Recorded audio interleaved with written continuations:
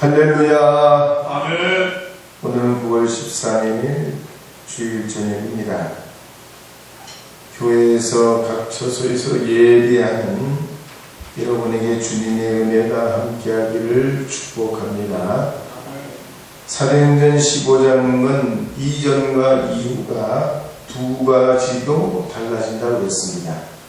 한 가지는 예루살렘 중심에서 이방인 선교를 중심으로 이제 15장 이후부터는 내용이 28장까지 전개됩니다. 또 다른 하나는 베드로나 사도들 중심이었던 이 사도행전 내용이 15장서부터는 바울과 그 사역자들 중심으로 내용의 중심이 달라집니다. 그래서 사도행전 15장 1절에서 5절 말씀을 볼 때 안디옥 교회에서 유대교로부터 개종한 기독교인들과 이방인 기독교인들이 교회 안에 교리적 갈등이 생겨 다툼이 일어나게 되는 이야기로부터 시작을 하게 됩니다. 그렇게 될 때 이 안디옥 교회는 바울과 바나바와 몇몇 사람들을 예루살렘 교회로 보내서 사도들의 판단을 받게 했습니다. 항상 사람들이 사는 곳에는 문제가 있기 마련입니다. 한국에서 살기 어려워가지고 저 미국이나 캐나다나 또 아니면 유럽으로 이민을 가면 거기는 문제가 없냐? 그렇지 않지요. 이 오산이 여러 가지 뭐 이런저런 일이 있어서 다른 도시에 가서 산다. 역시 사람이 사는 곳에서는 항상 문제가 있기 마련입니다. 교회도 완벽한 교회가 이 지상에는 없고 완전한 가정도 아내도 남편도 존재하지 않습니다. 그러므로 지혜로운 사람은 힘써 행복한 가정, 힘써 건강한 교회, 힘써 아름다운 도시로 만들어가는 것이 지혜로운 사람이요 현명한 삶을 살아가는 사람이라 봅니다. 이번 코로나 문제로 지역마다 교회마다 예배 드리는 데 어려움이 많았습니다. 그런데 평소에 기독교연합회 활동을 잘 하던 지역들, 지방자치단체와 협의를 해가지고 예배와 방역에 어려움이 없도록 이렇게 조치를 취하고 그렇게 해왔습니다. 우리 오산시도 연합회 활동이 잘 되는 지역 중에 하나예요.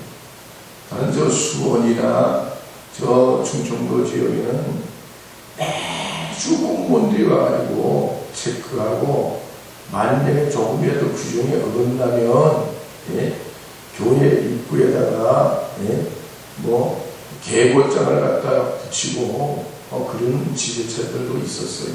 근데 우리 오산시는 연합회 활동을 잘 목사님들이 해가지고 이 사전에 시청과 유기적인 관계를 이렇게 맺으면서 우리는 우리대로 최선을 다하고 또 시청과 공직에 있는 분들은 자기들의 역할을 최선을 다해서 서로 그런 협력하는 모습을 이루어가는 것을 압니다.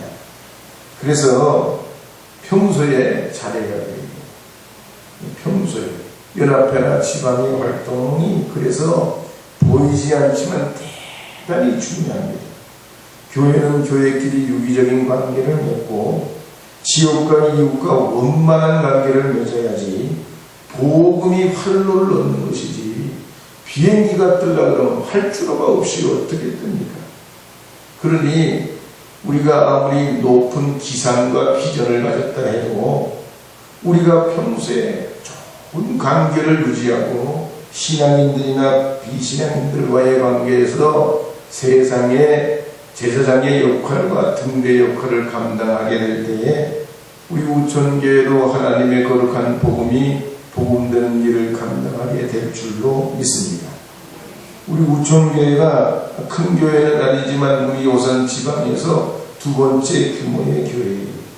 그래서 어려울 때는 우리 우천교회가 다른 작은 연약한 교회, 비전교회도 돌아보고 그래야 돼요.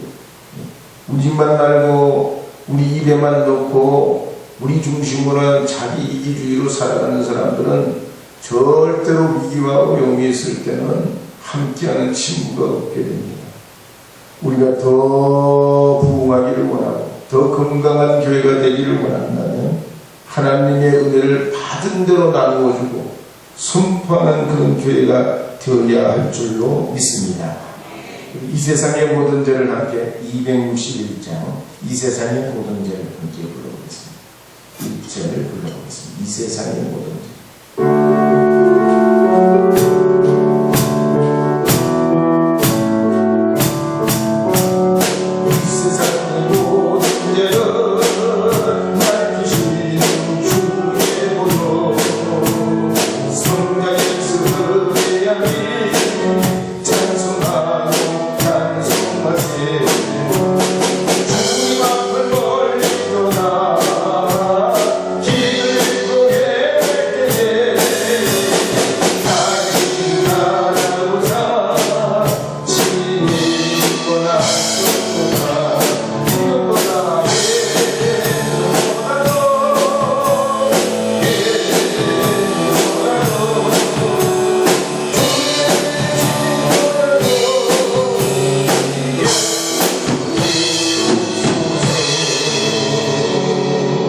사도행전 15장 6절 7절 말씀을 계속해서 함께 읽어보겠습니다. 6절 7절입니다. 사도와 장로들이 이 일을 의논하러 모여 많은 변론이 있은 후에 베드로가 일어나 말하되 형제들아 너희도 알거니와 하나님이 이방인들로 내 입에서 복음의 말씀을 들어 믿게 하시려고 오래전부터 너희 가운데서 나를 택하시고. 그러니까 이 안디옥 교회가 어떻게 할 줄 모르고 힘들어하는 그 문제를 가지고 예루살렘 교회와 협의를 하게 될 때 이 문제를 사도들과 장로들이 함께 모여서 치열하게 논쟁하고 토론하면서 조금 이방인 선교를 위한 방안을 강구하게 됐다는 얘기입니다. 특히 그럴 때 베드로는 다른 사람들 가운데 일어나서 오순절 성령을 체험한 이후에 3,000명이 주님 앞에 돌아와 회개하고 그 이후에 가이사랴에 있는 고넬료에게 복음을 전하게 될 때에 베드로야 일어나 잡아먹어라 내가 거룩하다 하는 것을 네가 왜 더럽다고 하느냐. 주님께서 그 환상을 보여주시면서 베드로가 주저하고 있을 때에 가이사랴로 올라가서 고넬료를 만나가지고 복음을 전하게 하셨고, 그렇게 베드로는 성령의 음성을 따라 복음을 전하게 될 때에 이 고넬료의 집에 임했던 성령이 오순절날 사도들이 하나님의 은혜로 마가의 다락방에서 받았던 그 뜨거운 성령의 체험이 고넬료의 집안에도 그대로 임하고 능력이 나타나고 회개하고 세례를 받는 역사가 일어나더라는 겁니다. 그래서 9절에 보면 이렇게 베드로가 선포하는 것을 볼 수 있습니다. 15장 9절 말씀 읽어보겠습니다. 믿음으로 그들의 마음을 깨끗이 하사 그들이나 우리나 차별하지 아니하셨느니라. 오늘 우리도 그렇습니다. 십자가 위에서 예수님께서 다 이루셨다고 선포하신 것은 우리의 과거의 죄와 현재의 죄와 미래의 죄를 다 청산하시고 누구든지 예수 그리스도를 믿기만 하면 죄의 용서를 받고 구원을 얻게 하신 것입니다. 누구든지 믿기만 하면 성령으로 인쳐주시고 성령의 은혜로 하나님의 자녀가 되게 하여 주셨습니다. 그러기에 우리가 하나님의 말씀을 지키고 따르고 주의 말씀을 통해서 예배하고 기도하고 섬기며 우리가 살아가는 봉사의 삶을 살아가는 이유는 하나님의 자녀답게 살기 위해서 우리가 이에 힘쓰고 노력하고 합력하여 선을 이루게 되는 겁니다. 그래서 오늘날 많은 교회가 자꾸만 말이죠. 우리 교회만 잘하면 되지, 우리 교회만 부흥하면 되지. 지금 어려울 때 이 코로나 위기 상황에서 그랬던 교회들은 지금 다 두들겨 맞고 있잖아요. 그래서 우리 가정도 중요하고 우리 교회도 중요하지만 함께 더불어 복을 받고 은혜가 있고 건강하게 될 때에 모두에게 더 축복되고 아름다운 그런 미래가 있게 되는 줄 믿습니다. 바다에 배가 나가려면 끊임없이 밀려오는 파도를 두려워하면 안 되죠. 끝없이 밀려오는 파도에도 배가 기울어지지 않는 중요한 한 가지 이유는 뭡니까? 무게중심을 잡아놓은 거예요. 배가 말이죠. 생기긴 뾰족하게 생겼지만 무게중심이 철저히 무너지지 않고 흐트러지지 않아요.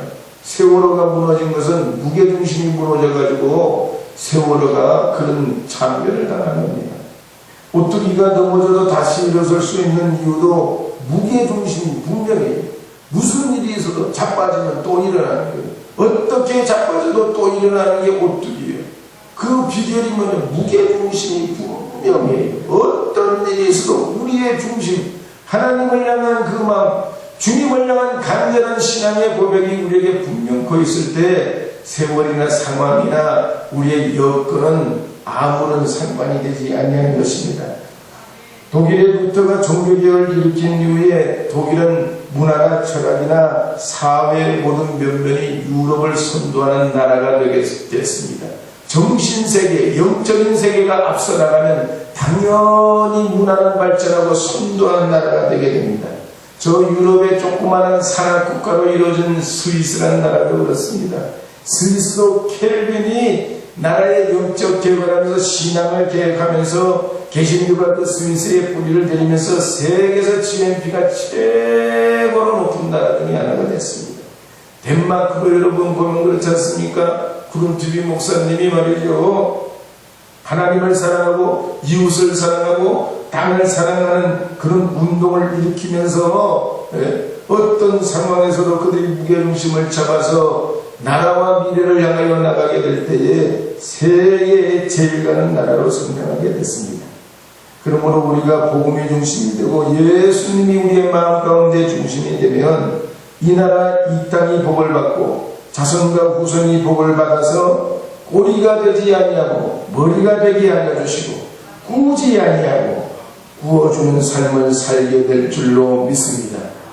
스펄전 목사님의 일화에 보면 이런 이야기가 있어요. 부인을 이제 처음 만나 손을 볼 때 청혼을 하게 될 때 그런 말을 했다고 해요. 요즘은 뭐 이렇게 길게 얘기하고 너무 깊은 얘기하면 그냥 퇴짜를 맞지만 스펄전 목사님이 계실 때는 적어도 멋있는 말, 철학적인 말, 깊은 말을 해야 친구들이, 아가씨들이 감동을 했던 때입니다. 뭐라고 했는 거 아니? 나는 세상에 무엇보다도 최고의 주님이 종이 되기를 원합니다. 항상 나에게는 주님이 첫 번째로, 주님의 일이 최고 최상인데 나는 이제 당신을 알고 당신이 이제 내 인생의 두 번째 사람이 되기를 원합니다. 그랬더니 이 스펄전 목사님 사모님이 되실 분이 그 말에 감동을 받아가지고 결혼을 하게 되고 이 네 분이 핵심으로 예수님을 최고 최상으로 주님을 우선으로 믿음 생활을 하게 될 때에 수많은 사람들에게 은혜를 끼치고 구원의 역사가 일어나게 됐습니다. 찰스 휴메리는 사람도 말하기를 우리 삶에서 만나는 딜레마가 있다면 시간과 물질의 부족에서 오는 게 아니라 내가 뭘 먼저 해야 되는지 가장 내 삶의 중심이 무엇인지를 자꾸 착각하기 때문이라고 했습니다. 사랑하는 여러분, 오늘 이 저녁에 예배하는 여러분, 여러분의 삶에도 하나님 앞에 여러 가지 복잡하고 문제가 있을 때 초대교회에 이 사람들, 사도들, 신앙인들, 믿음의 사람들이 무엇을 우선으로 하고 무엇을 가지고 무게중심을 잡았는지 깨닫으시고 믿음의 복을 받는 여러분 되시기를 주의 이름으로 축복합니다. 이 세상의 모든 죄를 한 번 더 불러보겠습니다. 이 세상의 모든 죄. 261장.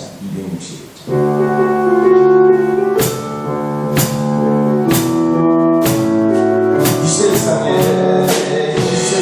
모든 죄를 맡기신 주께 보여 성자 예수 그의 앞에 찬송하고 찬송하세 앞을 걸리도다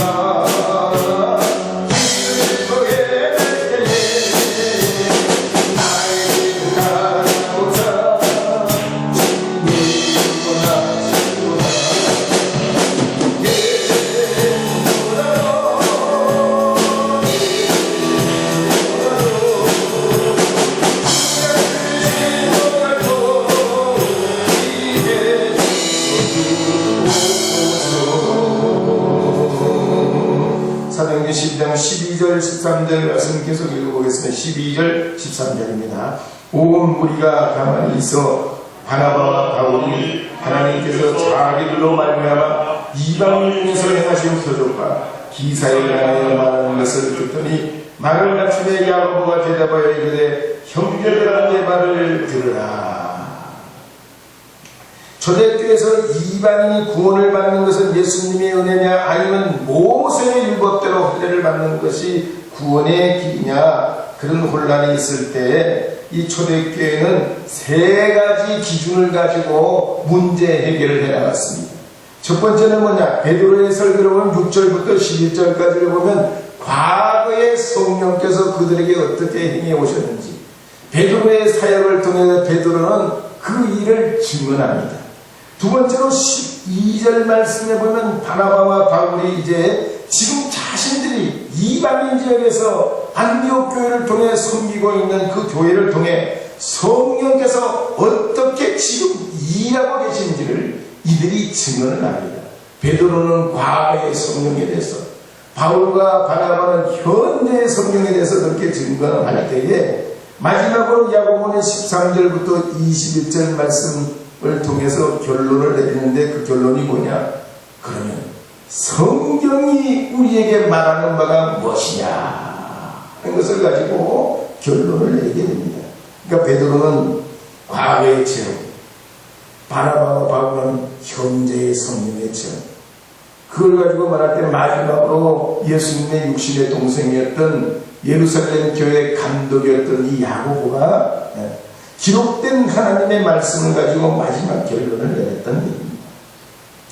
특히 야고보는 예언서를 통해서 예수님의 복음사역과 이방인 선교에 대해서 생각해 볼 때 예수님이 이 세상에 오실 때와 장소와 사역이 그대로 다 예언한 대로 이루어졌고, 특히 베드로와 바나바와 이 바울이 체험한 그 체험도 성경의 예언과 일치하다는 사실을 회중들에게 보고하면서 마지막 20절에 그렇게 결론을 내리는 장면이 나옵니다. 20절 말씀을 한번 읽어보도록 하겠습니다. 15장 20절입니다. 함께 읽겠습니다. 다만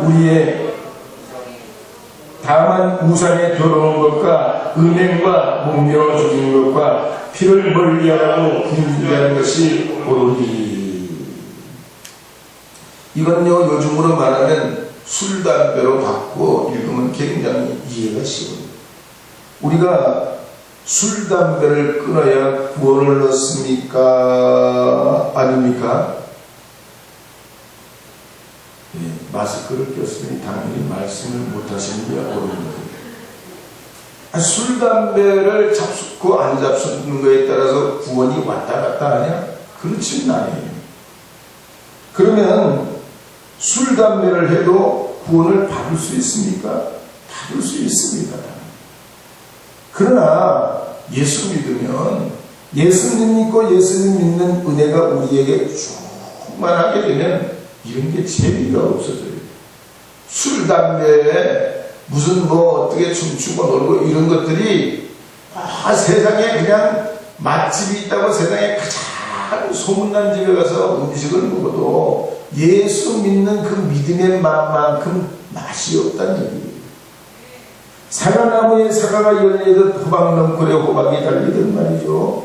예수 믿으면 점점 세상 재미가 없어져요. 은혜만이 자꾸만 내게 간절히 사모된다는 얘기예요. 그래서 예수 믿으면 우상숭배와 재물과 음식과 물건을 멀리하고 이방인들은 제사를 할 때 말이죠, 음란한 행위를 하고 쾌락을 추구했단 말이에요. 그걸 가지고 교리적으로 엮어가지고 그게 잘 신앙생활 하는 거라고 사람들을 호도하고 사람들을 유혹하고 죄악에 빠뜨렸다는 얘기예요. 그런데 우리 그리스도인들은 이런 이방인들의 문화는 멀리 하자는 거예요. 그러면서 14절 15절 이하의 말씀에 보면 선지자들이 말한 바와 같이 하나님 앞에 그 말씀에 합당한 줄 믿고 이방인들에게도 구원이 있음을 이제 마지막 결론을 내리는 것을 볼 수가 있습니다. 네덜란드의 한 시인이 꿈에 천국을 갔습니다. 한 천사가 그를 맞으러 나왔어요. 그러면서 이 사람을 맞으면서 금빛 나는 책을 한번 보여줬는데 그게 무슨 책입니까? 그랬더니 당신의 일생을 기록한 책이라고 천사가 말해줬어요. 그래서 이 시인이 말이죠. 가만히 보니까 내 일생에 대해서 기록한 책이라니까 호기심이 나가지고 그 책을 넘겨봤어요. 근데 첫 장을 넘겨봤더니 그 첫 장에 뭐라고 써져 있는 것이 읽을 수가 없어. 아주 깨알 같은 글씨가 자잘한 글씨가 빽빽하게 적혀있는데 이게 무슨 말인지 무슨 뜻인지 알 수가 없어요. 그래 이게 뭐냐고 그랬더니 천사가 말하기를 이건 당신이 일생 동안 행한 악한 행동이다. 그때 섬찟한 마음이 들고 두려운 마음이 들어서 그런데 두 번째 장을 넘겼어요. 그랬더니 두 번째 장을 넘겼더니 더 작은 글씨로 아주 깨알같이 글씨가 빽빽하게 적혀있더라는 거예요. 이게 뭐냐 그랬더니 당신이 일생 동안 내뱉은 사악한 말이야 그랬어요. 그래서 아니 생각지도 못하게 그 금책에 말이지 자기가 악한 말 한 모든 것 악한 행동한 것이 다 적혀있고 그래가지고 세 번째 장을 넘길 용기가 났어요. 그러니까 천사가 세 번째 장을 넘겨주는데 그 세 번째 장은 온통 검은색으로 되어 있더라. 쉬니까 좀 놀라가지고 이게 무슨 뜻이냐고 그랬더니 천사가 말하기를 이 검은색은 당신의 마음이라. 자기가 평생 동안 마음속에 품었던 여러 가지 마음을 표현하는 것이 이 검은색이라는 거예요. 오늘도 우리가 그렇습니다. 하나님의 말씀 앞에서 보면 우리가 다 죄인이요. 죄 중에 태어나서 죄 가운데 살다가 죄악 중에 죽는 것이 우리 인생입니다. 그러나 우리가 예수 안에서 보면 달라요. 예수님 은혜 안에서 우리는 죽어도 사는 사람이요. 예수님 은혜로 우리는 모든 무엇보다도 더 검은 죄를 씻음받은 하나님 앞에 어린 양의 보혈의 은혜를 입은 자들이요. 하나님의 그 구원의 은혜를 통하여 하나님의 자녀되고 축복된 영광의 은혜로 들어가는 하나님의 거룩한 주님의 백성인 줄로 믿습니다. 그래서 성경에 보면 은혜라는 말이 283번 나와요. 283번. 은혜. 다 은혜인 줄로 믿습니다. 261장 한 번 더 불러볼게요. 이 세상의 모든 죄. 이 세상의 모든 죄.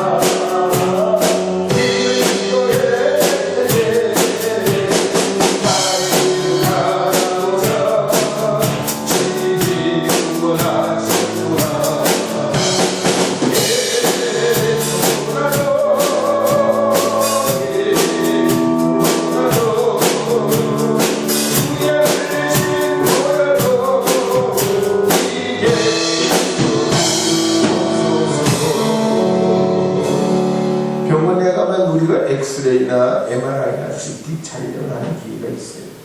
그러면요 우리 몸속에 있는 뼈나 아니면 장기나 피부의 모든 단층까지 아주 세세하게 다 나옵니다. 하나님의 말씀이 이와 같아요. 하나님의 말씀은 우리가 보지 못하는 죄와 모든 온갖 악한 것들이 다 드러나게 합니다. 그래서 우리가 하여금 구원받게 하고 하나님 의지하게 하고 십자가의 은혜를 통해서 우리가 구원의 길로 나오도록 우리를 인도하고 이끄는 길라잡이와 같아요. 미국의 오하이오주의 한 도시에서 675명을 대상으로 어떻게 하면 천국을 갈 수 있는가 설문조사를 했어요. 그 중에 85%가 성경과는 전혀 상관없는 생각을 하게 됩니다. 가령 교회에 등록하고 예배에 빠짐없이 그렇게 신앙생활하면 천국 갈 수 있다 이렇게 믿거나 아니면 선한 행동과 행실을 하면 그 사람이 천국 갈 수 있다 또 어떤 사람은 성경을 잘 읽고 많이 하면 천국 갈 수 있다. 또 어떤 사람은 꼭 교회가 아니더라도 다른 종교라도 열심히 종교 생활하면 천국 갈 수 있다. 이렇게 생각하려는 겁니다. 우리가 말이죠, 교회에 나오고 성경을 읽고 착한 일을 하고 열심을 낸다고 구원받는 것은 아니죠. 오직 그리스도 예수를 통하여 우리가 믿음으로 주님께서 우리의 길되고 생명되고 구원되는 줄 믿고 나갈 때 우리에게 구원의 길이 열리게 되는 줄 믿습니다. 그래서 일찍이 간행이는 우리는 다 갚을 수 없는, 세상의 빛은 우리가 갚을 수 있지만 주님의 이 십자가의 은혜는 절대로 영원히 갚지 못한다고 했어요. 갈바르트도 나는 공짜로 받았지만 하나님께서 엄청난 값으로 내 대신 지불한 것이 있는데 그것이 십자가의 은혜라. 우리 편에서는 이것이 공짜지만 하나님 편에서 볼 때는 엄청난 대가를 지불하시고 독생자의 생명까지도 바쳐 우리 죄를 대신하시는 것이란 말이죠. 그러므로 주님의 그 은혜와 그 값은 측량할 수 없고 감격하지 않을 수 없는 하나님의 은혜요 영광인 줄 믿으시기 바랍니다. 이리하여 우리에게 2000년 전에 예루살렘 교회에 이와 같은 믿음의 사람들이 함께 모여서 말씀을 가지고 문제를 해결하면서 이 나라 이 민족 이 동양에 이름 없는 조용한 나라 이 한국에까지 복음에 이르게 되고 또 수천 년을 통해서 우리에게 복음이 답치되어 여러분이 오늘 이 밤에 예배하며 하나님 앞에 나오게 된 줄로 믿으시기 바랍니다. 이 구원의 은혜가 온 세상 온 땅에 우리 신앙과 우리 세대를 통해 가정과 교회를 통해 증거되고 전파되고 나타나는 하나님의 거룩한 역사가 나타나기를 간절히 축원합니다.